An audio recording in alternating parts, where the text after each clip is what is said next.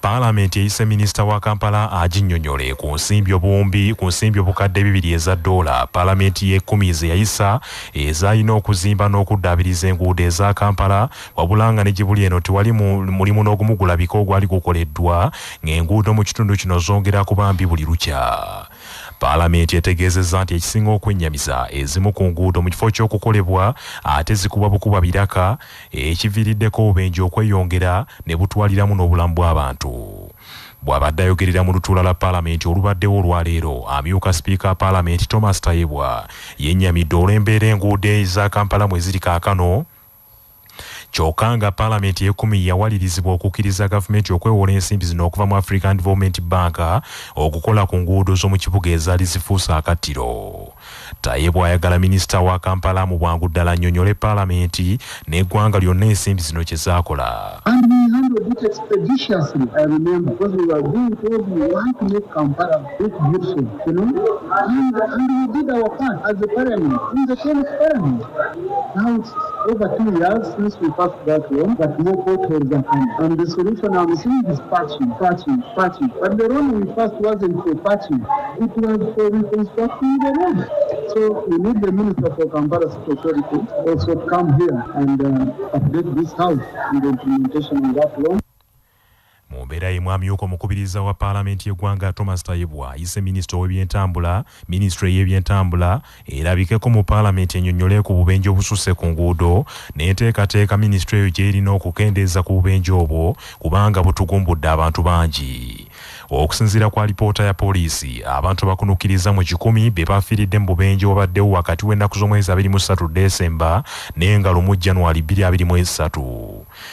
Ngako kaakano okuva ng'ennaku z'omwezi 23 okutuusa nga 26 Desemba omwaka ogwedde, abantu abasukka 50 be baafiira mu bubenje mu Uganda, ate ng'abantu 35 baafiiridde mu bubenje obwagudde ku nguudo ez'enjawulo wakati wanga 3 Desemba 2022 n'engalo mu January 2023.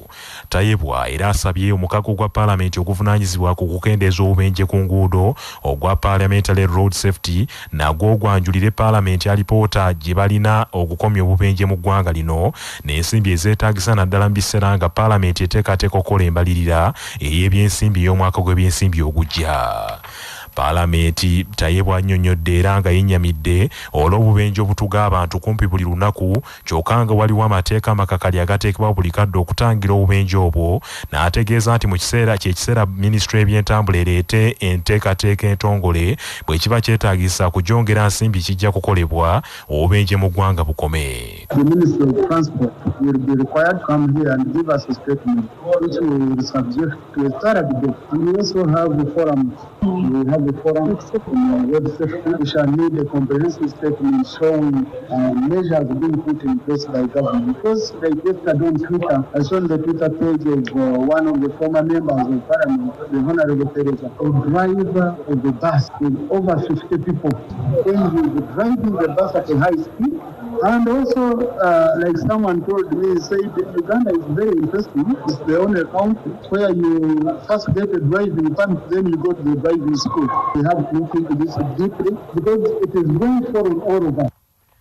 Yombaka wa Kalungu West mu Parliament Joseph Sewungu Gonzaga asabye Speaker ayite Minisita w'ensonga ez'omunda mu ggwanga annyonnyole ku kabenje akabadde mu kivulo eky'okumalako omwaka ekyabadde ku Freedom City e Namasuba omwafiiridde abantu 10 ng'alumiriza nti poliisi yalemeddwe okukuuma abantu bano. But mine also deals with the accident that we had at Freedom City. Minister of Internal Affairs, through your orders and the direction of the Speaker, we have information that is to organize these functions, pay to police, for ambulance, for security, over 40 policemen, plus these vehicles that stop for the fireworks lorries. Now, but police has power to arrest and detain at will with no question to anybody. So we want to know whether, through your Speaker, you can give guidance. That also Minister of Internal Affairs comes to this house to explain to us how this accident occurred and what was their role. Manya obubono obuddo obw'eddemberyo tonyigirizibwa demberyo ery'obwebange dembe lyakutuusibwako Sahara muchuzi mixi akanzaali akazitoya envaazo ne zifuna obuwoomi obusukkulumu saako Sahara tangawizi tea amajani agawa chai weddekende naye n'afuna obuwoomi obutagambika byakakasibwa UNBS nga biri mu maduuka gonna. Dembe ly'okuwawaabira oyo aleese obutabanguko mu maka nga munnamateeka Judy Mbabaali bw'annyonnyola. Obutabanguko mu maka tebukkirizibwa era etteeka libugaana. Singa oli akolako ekintu kyonna mu maka, tugamba oli mwana oba oli mwami awaka omukyala n'akolako obulabe oba oli mukyala omwami we n'akolako obulabe, etteeka likukkiriza okugenda mu kkooti y'erosi, si kugenda walala wonna naye kugenda mu kkooti y'erosi n'oloopa omwami oyo oba omukyalo yakozeeko obutabanguko oba akukubye oba akozeeko ekintu kyonna oba akumye emmere oba ekintu kyonna ekinyiiza awaka n'omuloopa, era bw'omuloopa omusango ne gumusinga oyo gwe gusinze kkooti y'erosi wano eweebwa obuyinza okumulagira okukola ebibonerezo yo nga bw'ebeerabye. Minisita w'ensonga za Kampala Hajati Minsa Kabanda ayimiriza okusolooza ensimbi mu katale ak'ebugoloobi okubadde kukolebwa ababadde abakulembeze b'akatale ako. Mu nkomerero y'omwaka ogwedde Pulezidenti Yoweri Kaguta Tibuhaburwa Museveni yayimiriza obukulembeze bw'obutale bwonna mu Kampala era yalagira ekitongole ekiddukanya ekibuga Kampala ekya KCCA okuddukanya emirimu egikolebwa mu butale ekikyalemye mu katale ako. Kino kiddiridde abasuubuzi mu katale ak'ebugoloobi okwemulugunya nga beemulugunyiza abakulembeze ku bakulembeze abaali baawummuzibwa kyokka ate ne basigala nga basolooza ensimbi mu lukujjukujju. Abasuubuzi nga bakulembeddwamu Ssebuyondo Deo w'ebyokwerinda mu katale ak'ebugoloobi basabye abakulira ekibuga Kampala mu KCCA basalewo ekisembayo ku bukulembeze bw'akatale ako obutuufu ne balangira n'abewaŋŋamizza ku bukulembeze obwo okutuuza ng'enkiiko mu nkukutu. Kale Pulezidenti wabagoba era bakyalemeddeko bonna bagobe mulundi gumu bagende gwe muvuyo oguli mu katale ne ssaawa eno tukayana lw'ababbi bano abaasigalawo mu ofiisi. Sente ze bakuŋŋaanya za mutoyi eza pinshezi n'emidaala emirala teri muntu gwosobola kugamba nti kambuuza ono yakwata sente ezo. They are not straight. N'akawunti tubuuza nti muteekako akawunti ki the signatories all in nothing. Tunabeera mu gundi bweti paka di n'olwekyo taata wange tuyambe come in and rescue us. Ssenyondo Deo defense wa katale k'ebugoloobi aye naddala ekisinga okutwewuunyisa tugezezzaako nnyo kubabuuza emirundi gyonna ssente bwe muzikolekitinga muzitwala wa. Pulezidenti agambangako olunaku lwonna nti wano waliwo abasigaddewo kati twebuuza bano bo lwaki balemerako. Minisita Minsa Kabanda oluwulidde bino n'ayimiriza okusolooza ensimbi mu katale ako okutuusa nga wassiddwawo abasolooza abakolera mu mateeka. Chairpersons bonna abaaliko abaali bakuŋŋaanya ku bantu ssente twabaggyako lwakuba nti ndoza baddireyizeeko okweweereza obukulembeze obupya n'okusolooza ssente wali tukugyewa ntiyo nga tumaze okufuna obukulembeze obupya obuliwo. Abampuliriza mwenna obukulembeze obukadde bwavaako tebwali bwa butale bubiri oba busatu wabula kati nga bwe baŋŋambye akatale k'ebugoloobi banga bakyabajjamu ssente mulindeko okuziba waba bazibajjamu kuba balina gye bagenda ziteeka. Secondly tusaba mukuuma emirembe muleme kwecwacwana kwekalakaasa naye nga tugenda kujja wiiki nja tubawo omukulembeze. Gwampuliriza wabanga oli mu bugoloobi market nga bakusoloozaako ssente tozimwa oyo gwoziwa mubbi paka alinaisha market master avudde mu KCCA ng'alina identity card ng'alina ettaawo lya KCCA era n'ebbaluwa emuintroducinga okujja mu katale ako bwe mbamuwa ssente naye kati muwa muntu yenna ssente bababba bubbi. Wazzeewo akasatiro mu bakulembeze b'emizikiti n'abakulembeze b'obuyisiramu e Masaka olw'ababbi bakagwa ensonyi abongedde okuzinda emizikiti egy'enjawulo ne banyaga ebintu ebiwerako mu bitundu by'e Masaka. Omusasi waffe Sozi Sekimpirwazi bino yabirina. Abazigu bana batannakutegereka bulungi bannantatya biduduma basoose kulumba muzikiti gwe Luzinga nga guno babbyemu emisaala gyonna obutale kamu n'emizindaalo olwo ne bagenda e Kaddugala nayo ne babbayo emizindaalo n'emisaala gyonna nga tebaakomye okwo ate mu nnaku zino bbiri balumbye omuzikiti ogwa Masjid Nuru mu kibuga Mpugwe ne babbamu amplifier n'emizindaalo n'ebintu ebirala bingi nnyo omwabadde ne kateni era nga n'emitwalo 40 era mu muzikiti oguliraanyawo ogwa Jama era nazo abazigu baakuuliita nazo. Mu kusaala Juma Seka Ahmad Kaboggoza nga yakulembera omuzikiti guno yawaliziddwa n'okulukusa ku maziga ng'agamba nti kino ekirumba muzikiti ekituuse mu kitundu kyabwe kibeeraliikiriza nnyo kubanga kigenda kubazza emabega mu bigambo bikwatagana n'enkulaakulana. Ssekawumadi Kabogoza agambye newankubadde nga waliwo amaanyi agateekeddwawo mu kunoonya n'okuteekako obukuumi mu bitundu bino, kyokka agamba nti ebimala nga mu kiseera kino ayagala n'abasiraamu baveeyo beekoleko omulimo mu kukuuma ebintu byabwe. Ekufulu n'ebalema ne bajja mu kalyango kano imaamu gy'atera okuyita ne babigula akabaati ne bayingira ne batwala faani nnya ne batwala olutimbe amplifier n'ebalemerera. Kaakati naye nga ku Mmande era baayire omuzikiti gwaffe ogw'empuga ogwa Jama ne batwala ssente zaali mu kasanduuke nga twakasiringiraawo emitwalo wakati wa 380. Kwa CBS FM radio y'obujjajja nze Soise Chimpirwazi.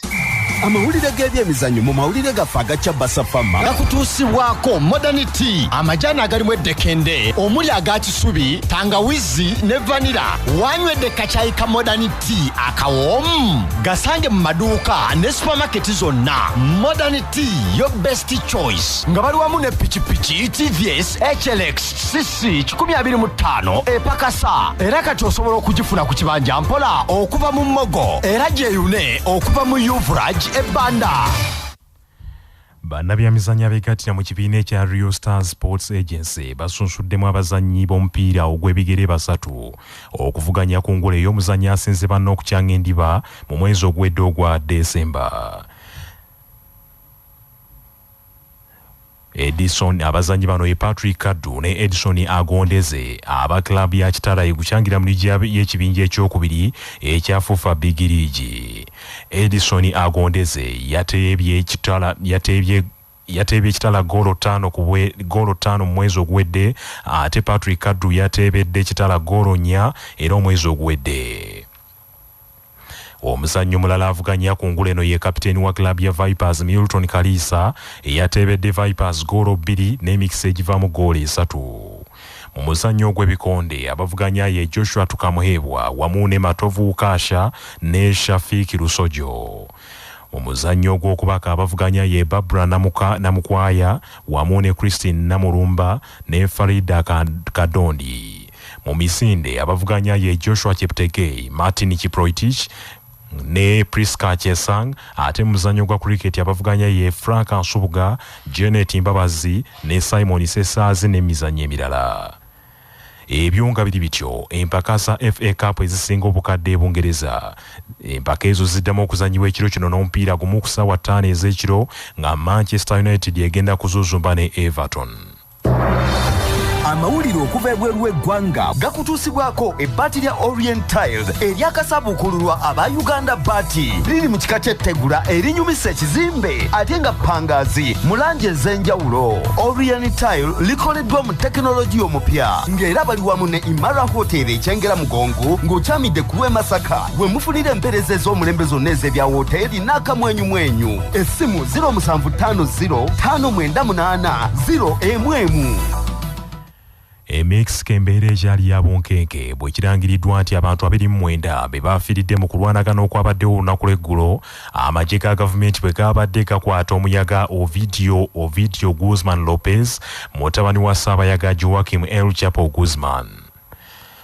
Mexico olunaku lw'eggulo lwonna yagudde ku kibambuliro eky'amaanyi abasajja abayaga ab'akakundi akaali kakulirwa El Chapo bwe baazibye enguudo ne bakoleeza omuliro mu kibuga, mmotoka eziwerako ne bazikumako omuliro ne balumba n'ekisaawe ky'ennyonyi.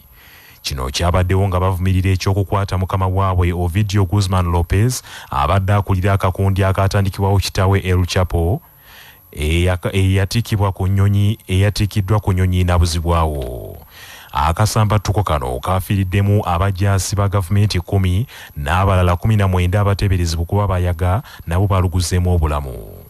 Agavuda mu kunoonyereza wano ku Basafama gakutuusibwako Amasharu Uganda Limited abakuleetera eddagala Glyphoma erita olumbugu, Demish obuwuka bw'emmwanyi, Metako ku kiwotoka. Essimu 0773 77 51 nga balina Esara Afro Chicks abaluza obukoko obw'olulyo n'okubugema era bakola n'emmere y'enkoko n'okukuwa amagezi mu by'obulunzi. Esara Afro Chicks. Mu mawulire ag'empuna, meeya w'ekibuga New York eky'Amerika atemye omulanga kooti bwe mutanzizza ensimbi olw'obujama obutuusizza n'emmesa okwefuga amaka ge. Meeya Eric Adams asimbiddwa mu kooti ya City Hall n'avunaanibwa omusango gw'obujama. Kooti n'emulagira aliwe $300 olw'emmesa ezalabiddwako mu kasasiro ow'omu maka ge agasangibwa mu kabuga ak'e Brooklyn. Amawulire gategeezezza nti ab'obuyinza baleese obusa bw'emmese mu kooti obwakuŋŋaanyiziddwa okuva mu kasasiro wa meeya okumulumiriza nti ddala mukyafu wa bbaluwa era ku busobo kooti kwesinzidde omusango n'egumusingisa. Bannaffe, amawulire ag'essaawa eno kangamalirize mu bufunze. Kamalabyonna wa Buganda Charles Peter Mayiga asabye abantu ba Buganda okussa mu nkola ekiragiro kya Ssaabasajja Kabaka ekyokussessira ku kusomesa abaana baabwe kubanga lino ly'ekkubo erigenda okuyitwamu okuzza Buganda ku ntikko.